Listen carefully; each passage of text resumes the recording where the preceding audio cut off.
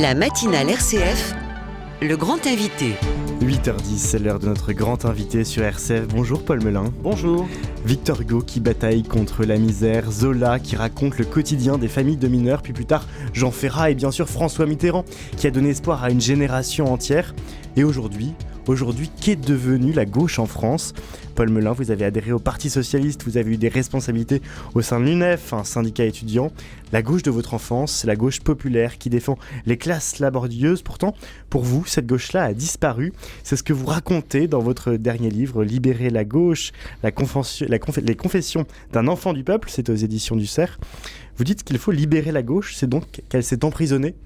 Oui, dans ce livre, je tente un exercice de libération intellectuelle, morale, philosophique de la gauche, qui s'est enferré dans un certain nombre de concepts contemporains qui s'opposent en tout point à son histoire.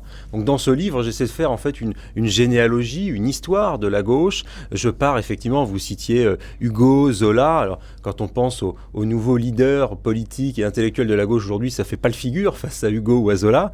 Mais quand on part effectivement de ce 19e, de la gauche pour la nation, pour le peuple, cette gauche patriote, enracinée, populaire, et qu'on pense aujourd'hui à ce qui est devenu la gauche, notamment au tournant des années 1970 avec la mondialisation, avant avec mai 68, on se dit, et c'est ce qui m'a guidé dans l'écriture de ce livre, mais qu'est-ce qui a bien pu se passer ? Comment a-t-on pu en arriver là ? Quels sont les grands thèmes aujourd'hui qui définissent la gauche ? Aujourd'hui, la gauche, justement, elle se cherche un petit peu. Regardez la NUPES, si on en prend une vision politique de la gauche, politique partisane, c'est extrêmement compliqué. Sur l'Europe, la ligne n'est pas très très claire, par exemple sur les questions européennes. Sur la question sociale, entre la gauche au pouvoir avec François Hollande, avant lui Lionel Jospin et avant François Mitterrand, la gauche a été élue sur la rupture avec le capitalisme, comme disait en 71 François Mitterrand au congrès d'Épinay, et puis au pouvoir, ça a été des privatisations, un certain nombre de politiques plutôt jugées antisociales par la base des électeurs de gauche, et puis toutes sortes de compromissions avec la mondialisation. Oui, des compromissions politiques avec une ouverture à la mondialisation sauvage, à la financiarisation du monde, alors même que ce n'était pas la vocation essentielle de la gauche. Et je pense que là-dedans, il y a une forme d'abandon de soi-même, d'abandon de ses valeurs. Et je le déplore, mais je pourrais dire la même chose, et je le dis d'ailleurs dans le livre, de la famille politique gaulliste. C'est ce que j'allais dire, la droite traditionnelle a le même problème que la gauche traditionnelle ? Précisément, c'est aussi ce que j'explique dans le livre. Alors, libérer la droite, ce sera peut-être le tome 2, mais en tout cas, effectivement, la droite au pouvoir a été dans les mêmes écueils que la gauche au pouvoir. C'est-à-dire que ce que j'explique dans le livre, c'est que la mondialisation, les idées issues de mai 68 en France et puis de ses petits frères ou petites sœurs un peu partout dans le monde, ont à la fois eu à cœur de pourfendre la gauche patriote, populaire, enracinée, mais aussi la droite patriote, populaire et enracinée. C'est ça qui est intéressant. Et dans mon livre, je tente un exercice de réconciliation intellectuelle et politique entre une droite catholique, traditionnelle, ancrée dans les territoires, et une gauche traditionnelle, ancrée dans les territoires. Et je pense que cette jonction-là, peu l'opère, alors que pour moi, elle fait sens historiquement. Et que précisément, la mondialisation et les déconstructeurs ont eu à cœur d'effondrer tout à la fois, et je le dis avec un peu de facétie dans le livre, tout à la fois le prêtre et sa paroisse, la France locale, enracinée, rurale, de la petite église et du petit village, et en même temps, comme dirait l'autre, l'instituteur radical socialiste, la gauche des territoires, enracinée et populaire. Parce que les deux sont la face d'une même pièce qui s'appelle la France. Quand on additionne les voix récoltées par les candidats de la gauche à la dernière élection présidentielle, on arrive tout juste à 30%, à peine moins. Oui. À qui s'adressent maintenant les politiques de gauche ? À qui, ou plutôt, à qui ne s'adressent-ils plus ? Oui, c'est ça, exactement. C'est ça la question. C'est-à-dire que la gauche du temps du programme commun dans les années 70, elle faisait quasiment un électeur sur deux. Puis après, elle en a fait plus qu'un sur deux en 81. Voilà, 45% à peu près, précisément. Aujourd'hui, il y a eu une énorme baisse. Il y a eu une espèce d'hémorragie, si vous voulez, de l'électorat de gauche. Une partie de cet électorat est allée vers l'abstention et une autre partie est allée vers le Rassemblement national. L'extrême droite. Vers l'extrême droite. La gauche a perdu les classes populaires ? Je pense que la gauche a en grande partie perdu les classes populaires, en témoignent les enquêtes d'opinion sur le vote ouvrier notamment. Je crois que la gauche n'a pas su prendre le chemin de la désindustrialisation. Lorsque le pays s'est désindustrialisé, que les classes laborieuses, ouvrières, traditionnelles, le prolétariat tel que le voyait Marx, a commencé à s'éroder, eh bien la gauche a tenté de se trouver un électorat de substitution. Ça a été les jeunes gens issus des milieux favorisés qui faisaient des grandes écoles, des universités, dans les grandes villes, ce que aujourd'hui on appelle les bobos, les cadres supérieurs. C'est ce que vous dites, c'était cela, la nouvelle gauche exite les classes laborieuses, place aux bobos start-upers. Les écologistes s'adressent désormais aux propriétaires d'appartements cossus, amateurs de permaculture et de lombricompost, pas aux prolétaires ou classes moyennes roulant au diesel. C'est quand même dur ce que vous écrivez vis-à-vis de votre famille politique. Vis-à-vis des bobos, pas vis-à-vis des bobos. Oui, effectivement, non, je revendique le fait d'être dur et de faire ce portrait au vitriol des bobos urbains, parce que pour moi, ils sont en train de dévoyer une cause qui les a précédés. Et j'ai pas beaucoup de respect intellectuel pour les gens qui font cela. Je pense qu'ils se sont octroyés un certain nombre de combats, et aujourd'hui, cela permet de jouer les victimes sur un certain nombre de sujets, d'embrasser un certain nombre de thèses sur le décolonialisme, sur les droits des minorités, etc. Je ne dis pas que le droit des minorités, c'est pas important, bien au contraire. Mais nous avons assisté à gauche à un remplacement de la réflexion pour le collectif à l'individualisme. C'est-à-dire que la gauche a réussi à parfaitement se fondre dans les combats contemporains de l'individu roi, précisément autour de tous les mouvements qui s'apparentent à des revendications individualistes, alors même que ce n'était pas l'essence de la gauche. La gauche s'est battue pour la liberté, pour l'égalité. Elle a oublié la fraternité. Ah oui, la fraternité, ça c'est sûr.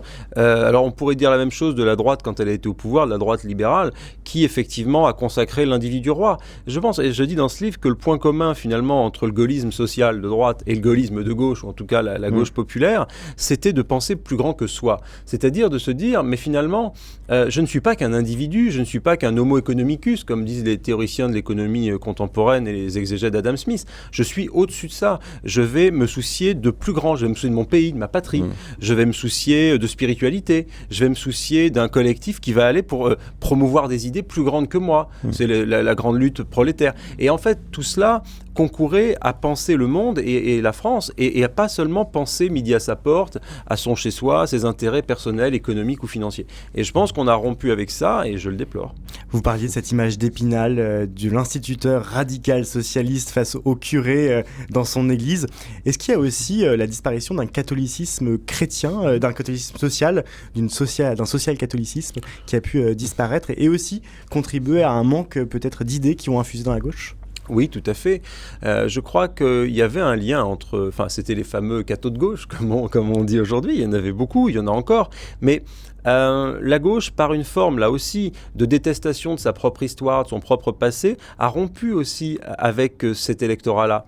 Elle a rompu avec cet électorat-là, notamment, alors ce qui est intéressant, en embrassant un certain nombre de thèses promues par les déconstructeurs et par la mondialisation, qui ont fait du catholicisme en Europe occidentale une forme d'homme à abattre, finalement. Un peu comme, d'ailleurs, je dis dans mon livre, je fais un lien entre ce que j'appelle, avec un peu de facétie, mes amis chrétiens me pardonneront, je parle de militantisme de la paroisse. Et je fais un lien entre le militantisme de la paroisse, qui est militer pour plus grand que soi, pour les autres, une forme aussi d'altruisme, d'empathie, et dans le même temps le militantisme syndical. Et je dis que la mondialisation a tout à la fois voulu tuer le prêtre en col romain, et dans le même temps, le leader syndicaliste à moustache. Et que ces deux faces, là encore, étaient les deux faces d'une même pièce, la France.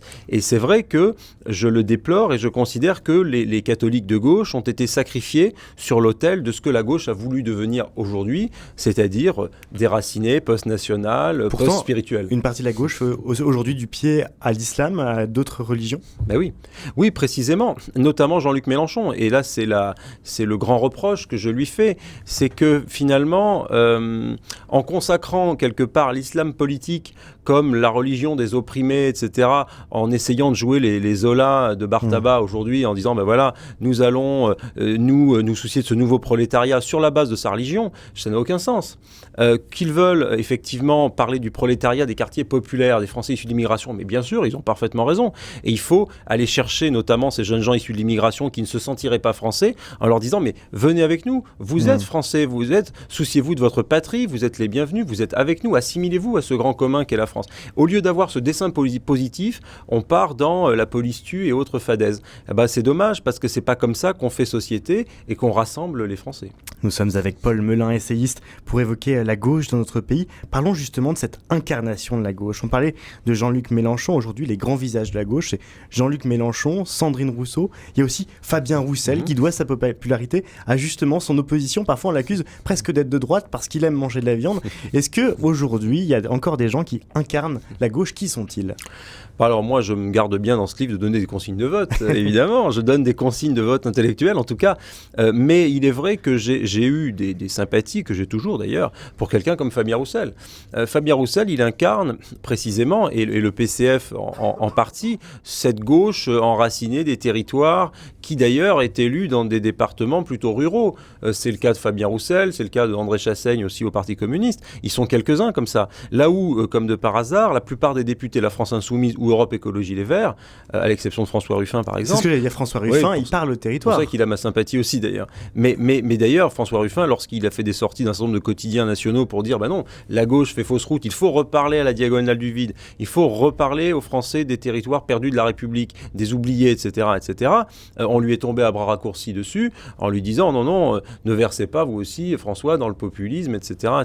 Donc si vous voulez, le jour où la gauche reparlera aux Français de la diagonale du vide, aux classes populaires, authentiquement populaires, là, elle aura mon respect. Mais pour le moment, c'est pas du tout ce qui se passe. On préfère une sorte de facilité, de paresse politicienne et se dire, bon, je vais faire campagne dans les centres urbains des grandes villes, ça rapporte en plus des grandes villes. Vous voyez, les écologistes ont gagné des victoires quand même assez importantes, à Grenoble, à Lyon, à Bordeaux. On continue comme ça, et puis on fait des pistes cyclables non genrées. Non, c'est pas ça, la gauche. Vous vous rendez compte qu'en disant ça, on va vous taxer d'être de droite ? Et oui, c'est ça, parce qu'effectivement, aujourd'hui, dans le logiciel de ces gens-là, si vous n'êtes pas pour les pistes cyclables non genrées, pour la permaculture, dans des bacs à fleurs avec des mauvaises herbes, vous êtes de droite. Donc c'est terrible, c'est vous dire le niveau du débat chez ces gens. Je ne veux pas faire parler les morts, mais je prends quelques citations dans le livre de Jaurès sur la patrie. Jaurès nous parle de l'autonomie des nations, il parle des génies nationaux, il parle de patrie toutes les 10 phrases dans l'Armée Nouvelle en 1911. Dans une lettre aux Marseillais en 1893, il parle de la patrie. Et donc si vous voulez, quand la gauche contemporaine, elle rompt avec son propre héritage patriotique ou avec son propre héritage populaire, effectivement, elle peut toujours aller nous pondre des idées saugrenues dans les mairies écologistes et nous dire qu'on n'est pas de gauche, ça c'est sûr. Il y a un homme qui partage votre vision, c'est un homme de gauche, Bernard Cazeneuve, ancien Premier ministre de François Hollande, qui veut lancer son mouvement. Est-ce que des personnalités comme Bernard Cazeneuve vous parlent aujourd'hui, parlent à la gauche ? Moi, j'ai un profond respect, d'ailleurs, personnel pour Bernard Cazeneuve. C'est quelqu'un qui, notamment pendant les attentats terribles que nous avons vécus quand il était à Beauvau et puis après quand il a été Premier ministre, a su faire quelque chose qui était extraordinaire à l'époque, qui était de ne pas laisser le pays s'enfoncer dans le clivage, dans la division. Et il a eu ce rôle d'un ministre rassembleur qui a su être ferme sur l'immigration. Je prends dans le livre une phrase de Bernard Cazeneuve lorsqu'il parle de 2015, de la crise migratoire. Il rappelle les mots sur on ne peut pas accueillir toute la France, on ne peut pas accueillir toute la misère du monde, mais doit y prendre sa part, etc. Je pense qu'il y avait dans son esprit de responsabilité quelque chose qui serait très utile à la gauche. Et en tout cas, moi, c'est vrai qu'il a ma sympathie personnelle. Il y a un homme dont nous n'avons pas parlé, Emmanuel Macron, ou quasiment pas, et pourtant, n'est-ce pas lui qui a tué la gauche ?